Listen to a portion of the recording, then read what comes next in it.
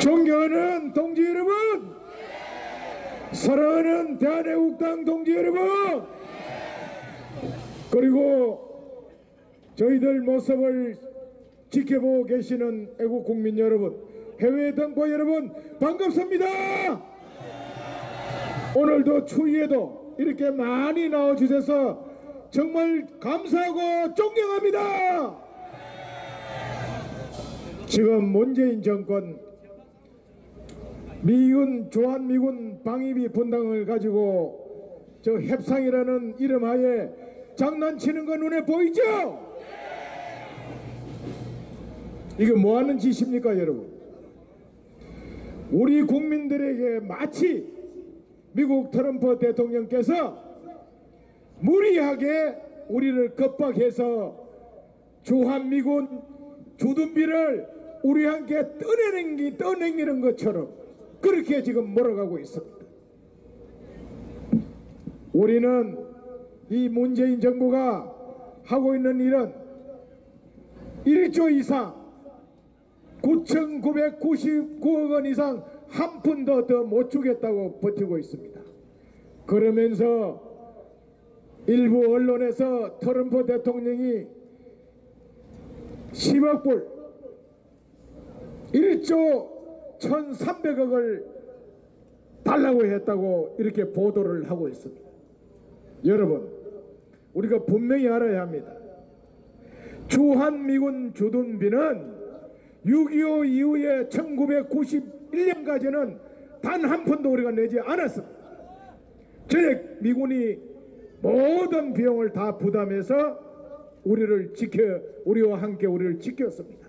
그러다가 우리가 경제적으로 성장하고 국민소득 2만 불이 넘게 되니까 이제 대한민국 너희들도 이제 먹고 살만해지고 잘 사니까 주한미군 방위 분담금 중에서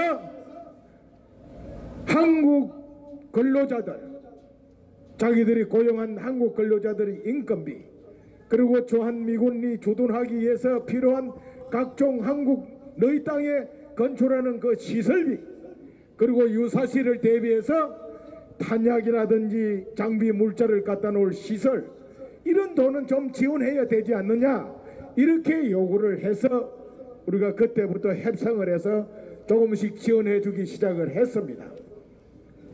이것이 소위 말하는 주한미군 방위비 분담금인데, 동지 여러분, 우리 국민 여러분 분명히 아셔야 할 것은 이 비용은 결코 주한미군의 군사력을 건설하는 무기를 사오고 미군들 봉급 주는 돈을 주는 게 아니에요.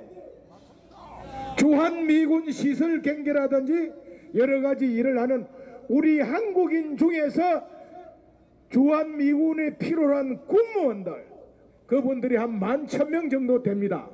이분들의 인건비를 좀 달라는 겁니다. 그리고 미군 기지를 전국에 흩어져 있는 거 지금 평택에 다 이전하고 건설하고 이런 건물비 이 건축하는 거예요. 그건 우리 한국 업체들이 들어가서 그거 다 하는 거예요. 그 사람들이 그 벌어서 미국 가져가는 게 아닙니다. 이 방위비 분담금의 90%는 전부 우리 국민들이 받는 것이고 우리 기업체들이 버는 것이고 우리 땅에 있는 거예요. 그거 좀 해주는 게 그래 잘못된 거예요? 그 다음에 지금 문재인 주사파를 비롯한 국내 종북 좌파 세력들 입만 벌리면 대한민국이 미국 식민지라는 거야. 그 이유가 미군이 한국 땅에 와 있고 미군 사령관이 우리 국군을 지휘하고 있고 아직도 남조선을 미국이 지배하고 있다는 근거를 거기다 대고 있어요. 여러분, 만약에 미군이 주둔하고 있다고 해서 그 나라가 식민지라면 일본은 지금 우리 2만 명보다 많은 3만 명이 넘는 주일미군을 가지고 있습니다. 독일도 있어요. 영국도 있고 프랑스도 있고 전 세계 제대로 된 자유민주 국가 치고 미군이 가서 그 나라 군대하고 연합 방위 안 하는 나라 거의 없어요. 그러면 그 나라도 다 미국 식민지래? 말도 안 됩니다. 그리고 한번 생각해 보세요. 저는 군 생활을 하고 그래서 하는 소리가 아니에요. 아니 미군이 우리가 잘 살고 못 살 때나 미군이 와서 우리를 지켜주니까 얼마나 그게 우리가 대단한 거예요? 여러분, 저도요 군생활할 때 미군들은 한국군 장군들 보고 장교들 보고 굉장히 잘합니다. 서로 대등한 입장에서 다 하는 거예요.